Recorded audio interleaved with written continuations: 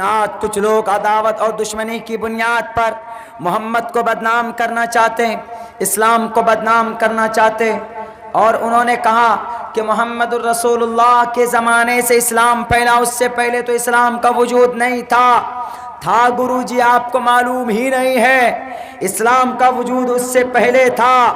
اسلام word Arabic ہے، Arabic word سے پہلے اسلام سنسکرت زبان میں پایا جاتا تھا، اور سنسکرت زبان میں اسلام کو کیا بولتے ہیں؟ سناتن دھرم۔ آپ کہیں گے کہ سناتن دھرم تو ہندو کا نام ہے، سناتن دھرم ہندو کا نام نہیں، ہندو دھرم کا نام سناتن نہیں، بلکہ سناتن اسلام کا پرانا نام سنسکرت زبان میں بولا جاتا تھا۔ سناتن کا مطلب کیا ہوتا ہے؟ سناتن کا مطلب آسمان سے زمین پر آنے والا دھرم، اور اسلام کہاں سے آیا؟ آسمان سے زمین پر آیا، اور اس دھرم کا نام، اسلام کا ایک دوسرا نام شاشوت دھرم۔ شاشوت کا مطلب ہمیشہ سے آنے والا دھرم، ہمیشہ سے کون سا دھرم آیا؟ اسلام دھرم آیا۔ حضرت آدم سے لے کر محمد الرسول اللہ تک ہمیشہ کسی نہ کسی وجود میں، کسی نہ کسی شکل میں اللہ تبارک و تعالیٰ نے اپنے نبیوں کے ذریعے دنیا والوں کو پیغام پہنچاتے رہے، بھیجتے رہے۔ سب کا بنیادی مقصد کیا تھا؟ لا الہ الا اللہ محمد الرسول اللہ۔ ہمیشہ سے آنے والے دھرم کو سنسکرت میں شاشوت بولتے ہیں، اور اسی شاشوت کو سنسکرت میں اسلام کے لیے بولا جاتا ہے، استعمال ہوتا ہے۔ آئیے گرو جی، آئیے پروف پیش کیجئے۔ آپ جو بولتے ہو کہ ہمارا دھرم کا نام شاشوت ہے، سناتن ہے، آپ کے دھرم کا نام ہے، میں مانتا ہوں، لیکن آپ کا بھی دھرم کون سا؟ ہندو دھرم نہیں، اسلام دھرم ہے۔ اس لیے کہ دھرم ایک ہی ہے دنیا کے اندر، آستک، ناستک، اللہ کو ماننے والا، اللہ کو نہ ماننے والا، یہی ایک دھرم پایا جاتا ہے۔ دھرم مطلب سسٹم، عمل کرنا، اور دھرم پر عمل کرنا، دھرم کے قانون پر عمل کرنا ضروری ہوتا۔ ہم نے کئی جگہ کے اوپر یہ بات رکھی کہ اسلام دنیا کا سب سے پہلا دھرم۔ ہمارے بہت سارے دانشور لوگ بھی بولتے ہیں کہ نہیں، دنیا کا سب سے پرانا دھرم ہندو دھرم ہے۔ ہندو دھرم یہ کوئی دھرم نہیں، ہندو ایک ورڈ ہے، ایک الفاظ ہے۔ کسی بھی کتاب میں ہندو ورڈ آپ نہیں دکھا سکتے، کسی بھی کتاب میں ہندو ورڈ کو دھرم کے لیے نہیں دکھا سکتے۔ دھرم ہندو دھرم نہیں ہوتا، ہندو ایک مذہب نہیں ہے، ہندو ایک ورڈ ہے جو سندھو سے نکل کر بنا، اور ہندو ان لوگوں کو بولا جاتا ہے جو سندھ کے علاقے کے اندر رہتے تھے۔ وہی ورڈ استعمال ہونے لگا بھارت کے تمام ہندو بھائیوں کے لیے۔ اور ایک بات بتا دوں آپ کو، صرف بڑی تعداد میں ہندو بھائی بھارت میں رہتے ہیں، تھوڑی سی تعداد میں سری لنکا میں رہتے ہیں، اور بہت کم تعداد میں پاکستان میں رہتے ہیں، اس سے بھی کم تعداد میں بنگلہ دیش میں رہتے ہیں۔ ان کے علاوہ اس دھرم کے ماننے والے ہمارے ہندو برادری کے لوگ دنیا کے کسی اور ملک میں نہیں ملیں گے۔ ہاں، کہیں کہیں کسی ملک میں نوکری کرنے کے لیے پہنچ گئے ہیں، وہ الگ بات ہے، باقی یہ ایشیا بر صغیر کے اندر بہت کم، بڑی تعداد میں بلکہ ہمارے ہندو بھائی بھارت کے اندر پائے جاتے۔ انہی کے طرف سے اعتراض ہوتا، انہی کے گرو کے طرف سے ہوتا، سارے ہندو بھائیوں کے طرف سے نہیں ہوتا، انہی کے گرو کے طرف سے اعتراض ہوتا ہے کہ دیکھو محمد نے بھارت کے اندر اپنے ششیوں کو بھیجا تھا، محمد بن قاسم کو بھیجا تھا اسلام کا پرچار کرنے کے لیے، اور بھارت کے اندر کوئی بھی مسلمان نہیں تھا، سارے ہندو تھے، زبردستی اسلام کا پرچار کروایا۔ میں آج آپ کو یہ بات بتا دوں، اسلام کا پرچار کسی نے تلوار کے آدھار پر نہیں کیا، بلکہ اسلام کا پرچار اپنے اچھائیوں سے ہوا، اپنے سچائیوں سے ہوا، تاریخ یاد کیجئے گا، 90 ہجری کے اندر محمد بن قاسم سندھ میں حملہ کرتے، حکومت نہیں بنی تھی، کسی بھی ہندو کو مسلمان نہیں بنایا تھا۔ محمد بن قاسم کے بعد محمود غزنوی نے اس دیش پہ حملہ کیا، 17 بار حملہ کیا تھا، کسی بھی ہندو کو زبردستی مسلمان نہیں بنایا تھا، حکومت قائم نہیں ہوئی تھی، سرکار نہیں بنی تھی اس وقت میں۔ اس کے بعد ایک لمبا وقفہ گزرتا، ایک بادشاہ آتا ہے جس کا نام شہاب الدین غوری ہے۔ اس وقت بھارت کے اندر ایک راجا تھا جس کا نام پرتھوی راج چوہان تھا۔ پرتھوی راج چوہان کا زمانہ 1190 عیسوی کے اندر ہوتا ہے۔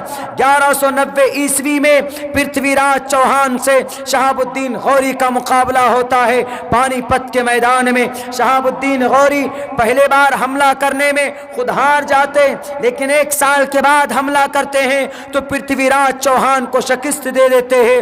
بھارت کی دھرتی پر سب سے پہلا مسلم بادشاہ کرسی بنا کر جو بیٹھا وہ شہاب الدین غوری تھے، اور شہاب الدین غوری نے کسی بھی ہندو بھائی پر ظلم زیادتی نہیں کی۔ شہاب الدین غوری نے اپنے 2 غلام کو 2 حصوں میں اس ملک کو بانٹا، ایک دلی اور ایک لاہور میں بٹھایا۔ کس کو؟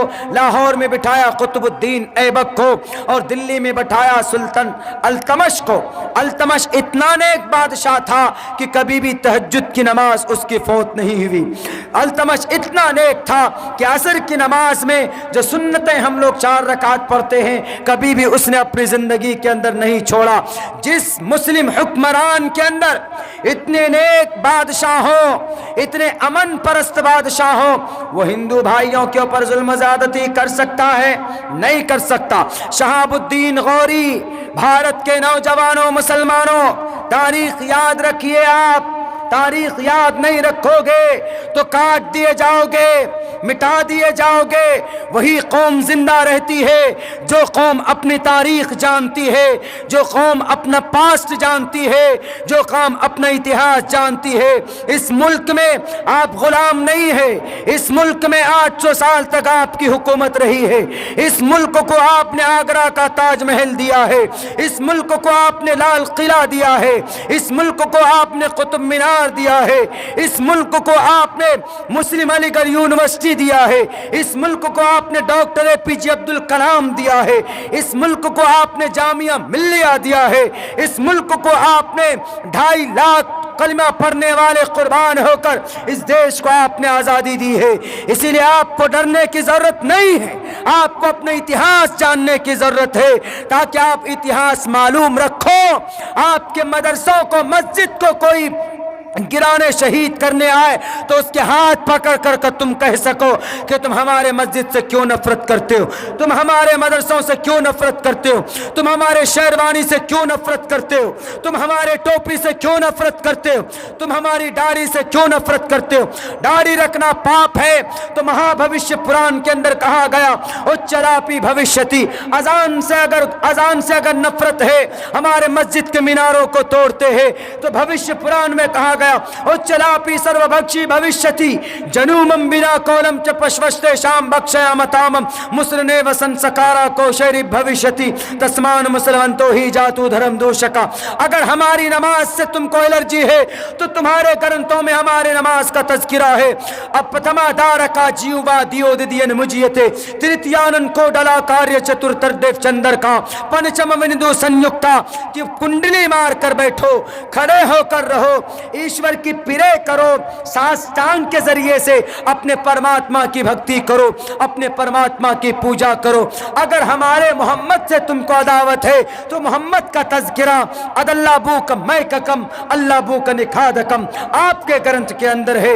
اگر ہمارے برقع کے اوپر آپ کو اعتراض ہے تو برقع کا تذکرہ آپ کے وید کے اندر ہے۔ ادھے پشیست مو پری سنترام پاد کوہر ماتے کوشل پکو، اے کنیاؤں، اے ماں، جب مارکیٹ میں جاؤ، باہر جاؤ تو اپنے نرمانگ ٹانگ کو ایسے موڑ لیا کرو، یعنی don't show your beauty and ornament in front of the people، لوگوں کے سامنے میں اپنی بیوٹی کو ظاہر مت کرو۔ کہاں کہاں گیا پردے کا کی تعریف کہاں کی گئی؟ آپ کے گرنتھ میں. اسی لیے ہم کہتے ہیں ہمارے گرنتھ سے، اسلامک شاعر سے، ٹوپی سے، داڑھی سے، شیروانی سے، کرتے سے، مسجد سے، مدرسے سے، پلیز ڈونٹ ہیٹ، نفرت نہ کرو، بٹ لو دیز تھنگس، ان چیزوں سے محبت کرو، پیار کرو. ہمارے گرنتھوں میں ہی نہیں، آپ کی کتابوں میں بھی. تو میرے بھائیوں، بات کہاں چل رہی تھی؟ اتہاس کی. بھارت کے اندر 750، 750، 800 سال تک حکومت رہی. کن کی؟ مسلم امپیرر کی. لیکن کسی مسلمان نے، کسی بھی مسلم بادشاہ نے کسی ہندو بھائی کے گردن پر تلوار رکھ کر کلمہ نہیں پڑھوایا. اسی لیے میں تاریخ بتا رہا تھا تاکہ یہ بے زبان لوگ جو نہیں جانتے اتہاس کو، ہسٹری کو، ان کے سامنے آپ اپنی بات رکھ سکو، ان کو سمجھا سکو. تو سب سے پہلا بادشاہ کون بھارت کا؟ شہاب الدین غوری کے 2 غلام قطب الدین ایبک التمش. 1190-91 عیسوی. اس کے بعد شہاب الدین غوری کے بعد کون آئے؟ ناصر الدین بلبن آئے. 20 سال حکومت رہی، کسی ہندو کو مسلمان نہیں کیا. ناصر الدین بلبن کے بعد جلال الدین اکبر، جلال الدین خلجی آئے. جلال الدین خلجی کا بھتیجا علاء الدین خلجی، جس پر اعتراض ہے، جس پر لوگوں نے الیگیشن لگائے کہ یہی علاء الدین خلجی نے رانی پدماوتی سے لو میرج کیا تھا، شادی کی تھی. تب ہم نے جواب دیا، ہم نے کہا کہ بے وقوف بن گئے ہو، پاگل بن گئے ہو. علاء الدین خلجی کا زمانہ رانی پدماوتی کا زمانے میں 250 سال کا فرق ہے. تو تیسرے نمبر کا راجہ کون مسلم؟ جلال الدین خلجی اور ان کا بھتیجا. جلال الدین خلجی خاندان کے بعد اس دیش میں چوتھا بادشاہ مسلم کون؟ محمد تغلق. محمد تغلق کے بعد 5واں بادشاہ کون اس دیش میں؟ تیمور لنگ. کون تھا تیمور لنگ؟ آدھی دنیا پر حکومت تھی، آدھی دنیا پر. 1396 کے اندر تیمور لنگ آدھی دنیا کا بادشاہ تھا. اور ان کے ساتھ ساتھ یعنی پورب والے دنیا میں تیمور لنگ کا، اور پچھم والے دنیا میں بایزید خان کا 2 مسلم بادشاہ ایسے گزرے ہیں کہ جن کی آدھی آدھی دنیا میں حکومت تھی ابھی کے زمانے میں، مسلم امپیرر کے زمانے. اگر یہ چاہتے دونوں، بایزید خان اور تیمور لنگ دونوں چاہتے، تو دونوں مل کر پورے بھارت کے اوپر اسلام کا، امن کا، شانتی کا، کلمے کا پرچار کر سکتے تھے. لیکن یہ دونوں ہی لڑ بیٹھے، بایزید بھی، تیمور لنگ بھی. دونوں لڑ کر ٹوٹ پھوٹ کر مر مٹ کر خود ہی تباہ ہو گئے. جاؤ، مسلمان ہمیشہ اپنوں سے ہی نقصان کھایا، نقصان پہنچا ہے اس دھرم کو. ہمیشہ سے اسلام کو ہمیشہ سے اپنوں سے ہی نقصان ہو، ہمیشہ سے. تاریخ اٹھا لیجیے. بھارت کے مسلمانوں کی سب سے بڑی بدنصیبی کیا ہے؟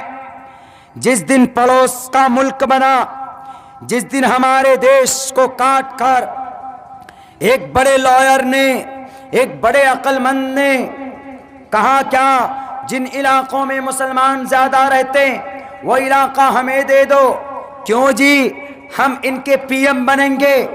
جھگڑا ہو گیا نہرو جی میں، محمد علی جناح میں. محمد علی جناح کہتے تھے ہم پی ایم بنیں گے، اور نہرو جی کہتے تھے کہ ہم پی ایم بنیں گے. اب کس کو کرسی ملے؟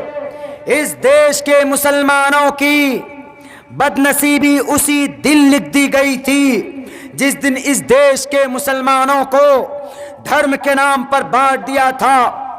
یہ پاکستان، بنگلہ دیش جس دن بنا، اسی دن بھارت کے، ہندوستان کے مسلمانوں کی بدنصیبی شروع ہو گئی تھی. انہوں نے اپنی کرسی بنانے کے لیے اپنا الگ ملک بنایا، لیکن کبھی نہیں سوچا کہ ہم بنا تو رہے ہیں ایک ملک، مسلمان سارے یہاں پر رہیں گے، لیکن جو مسلمان بھارت میں رہیں گے، جو مسلمان کمزور ہیں، اقلیت میں رہیں گے، ان مسلمانوں کو تو گاجر مولی کے طرح کاٹا جائے گا۔ ان کا کون محافظ ہوگا؟ دھرم کے نام پر مارا جائے گا، ٹوپی داڑھی کے نام پر مارا جائے گا، زد و کوب کیا جائے گا، ان کی شریعت پر پابندی لگائی جائے گی، ان کے قرآن کے 26 آیتوں کو نکالنے کی بات کریں گے۔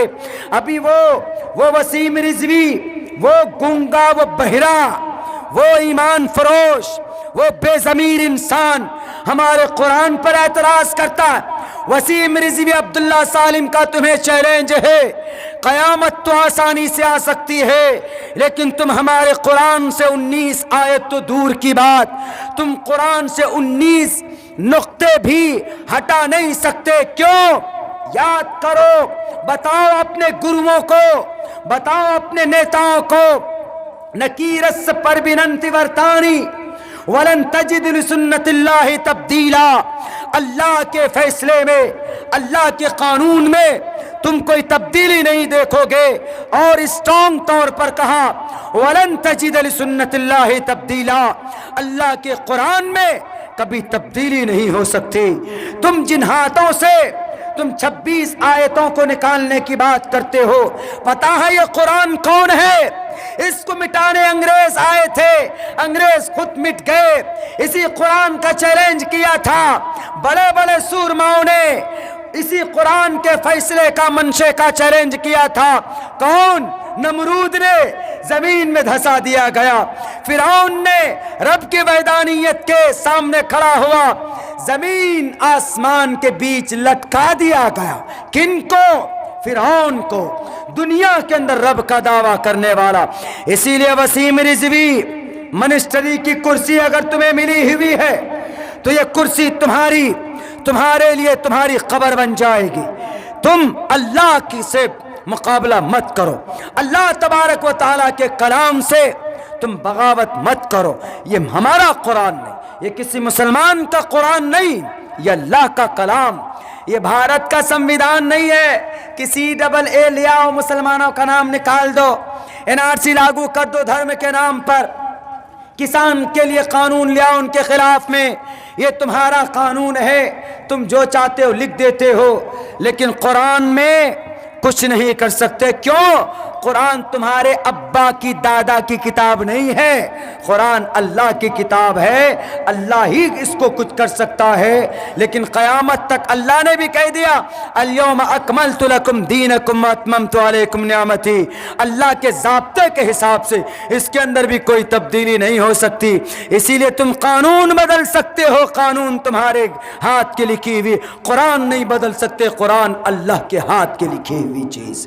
میرے بھائیوں، ہم بات کر رہے تھے کہاں پہ؟ بھارت کے تیمور لنگ آیا، تیمور لنگ کے بعد اس دیش میں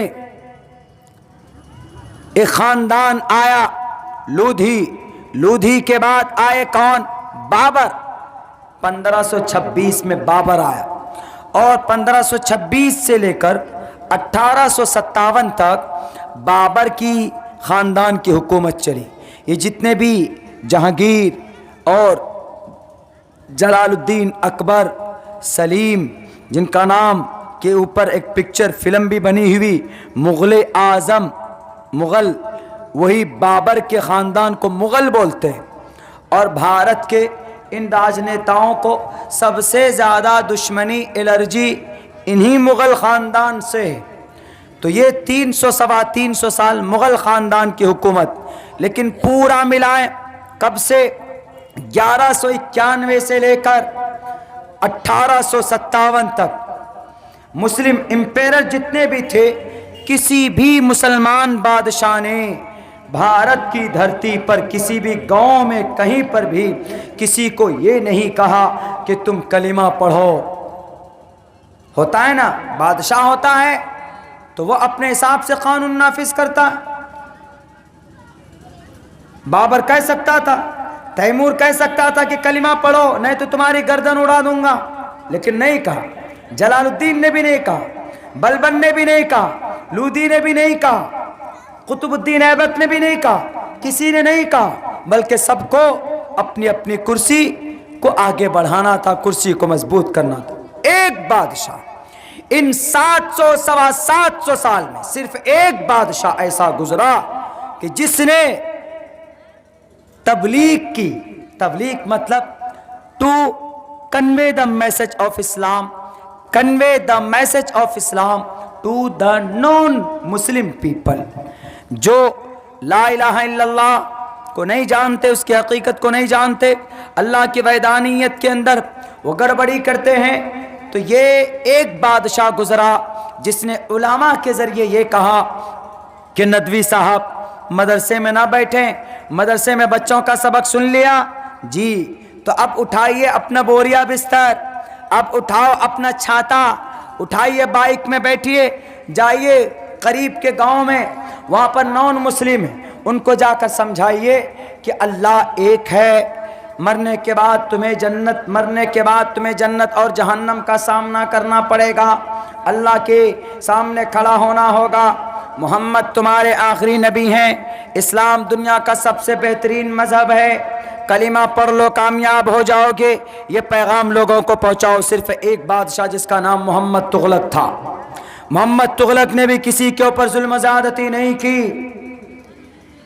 یہ جتنے بھی تھے مسلمان امپیرر، ہم تاریخ کو بہت غور سے پڑھ کر آپ کے سامنے پیش کر رہے ہیں، اسی لیے میں کہتا ہوں پورے جوش اور پورے طاقت کے ساتھ کہ بھارت کے نوجوانوں، آپ کو کھڑا ہونا ہوگا۔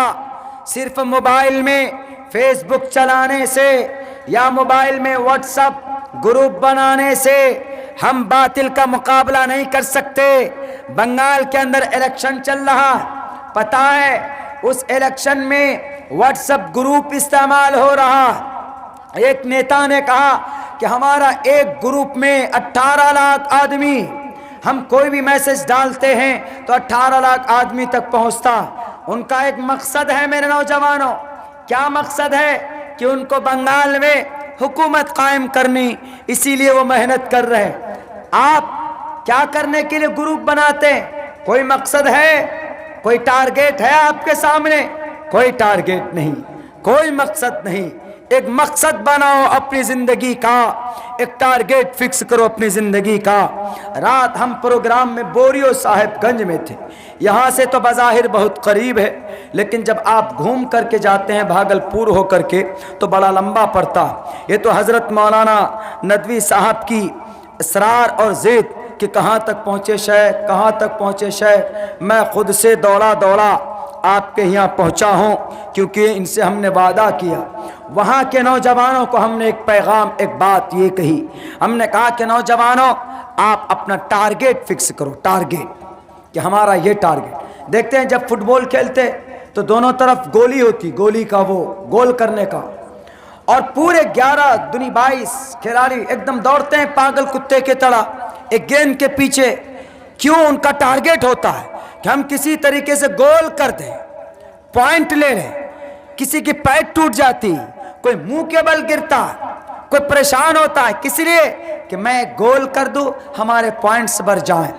کیا ہم مسلمانوں نوجوانوں ہم اپنی زندگی کا ٹارگیٹ فکس نہیں کر سکتے؟ ٹارگیٹ فکس کرو۔ کیا ٹارگیٹ؟ میں بتاتا ہوں۔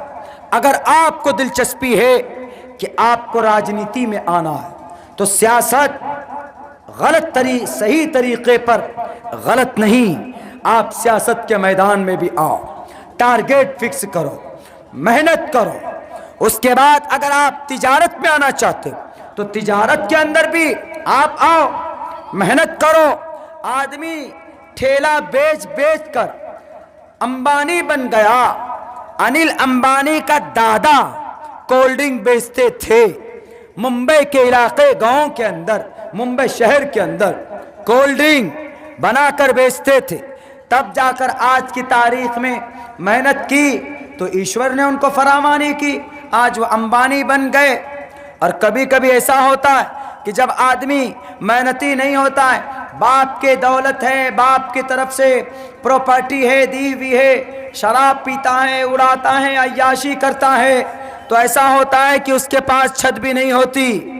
تجارت کریں آپ، ضروری نہیں کہ 1 لاکھ روپے سے کریں، 15-20 ہزار روپے سے شروعات کیجیے۔ آپ شروع کریں گے، ٹارگیٹ فکس کیجیے کہ ہم کو 1 سال میں بزنس اتنا ڈیولپ کرنا ہے۔ اگر آپ ایجوکیشن لائن میں تو بہت اچھا، اس لیے کہ the primary aim of education is to prepare and to qualify the new generation for participation in the development cultural society۔ اگر آپ کے گاؤں میں illiteracy ہے، جہالت ہے، اور ہے جہالت، کیوں؟ ہم آ رہے تھے راستے میں اس گاؤں، آپ کے گاؤں سے باہر، ہم نے ایک جوان لڑکے سے پوچھا کہ بھائی مجھے جہاں جلسہ ہو رہا وہاں پہ جانا۔ وہ بول رہا کہ جلسہ ہاں ہو تو رہا ہے، یوں جائیے یوں جائیے۔ ان سے پوچھا راستہ تو ایسا بتا دیا کہ ہم یہاں سے قریب آ کر پھر واپس چلے گئے۔ ہم نے کہا کہ پتہ نہیں کہاں ہے جلسہ گاہ۔ حضرت مولانا نے جو لوکیشن بھیجا وہ لوکیشن کبھی کہیں اور دکھا رہا، کبھی کہیں اور دکھا رہا، یعنی اس نوجوان میں یہ سلیقہ نہیں تھا کہ ایگزیکٹ وہ کہنا کہ ہم کو جلسے کا پتہ نہیں ہے، ہم کو معلوم نہیں ہے جلسہ کا قریب کا۔ ارے جلسہ جہاں ہوتا ہے تو آس پاس کے 10-5 بستی والے کو معلوم ہوتا ہے کہ فلاں جگہ پہ جلسہ ہو رہا، لیکن سلیقہ طریقہ ترتیب نہیں۔ بات کریں گے تو ایک دم ایسے ہمارے مسلمان جو بالکل اخلاق سے بالکل عاری ہو، آپ انگریز سے جا کر ہاتھ ملائیے، انگریز کے سامنے آپ بات کیجئے، آپ کو ہنس کر بات کرے گا، آپ کو پوچھے گا کہاں سے آئے، کیا حال چال ہے۔ وہ طریقہ ہم میں نہیں۔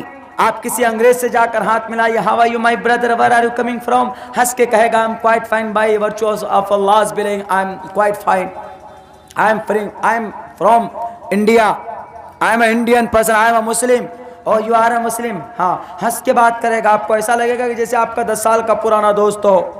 اور ہم مسلمان ایسے اگر آپس میں بات کریں بیٹھیں تو پتہ چلے گا کہ پتہ نہیں کوئی ڈنڈا مار رہا ہے۔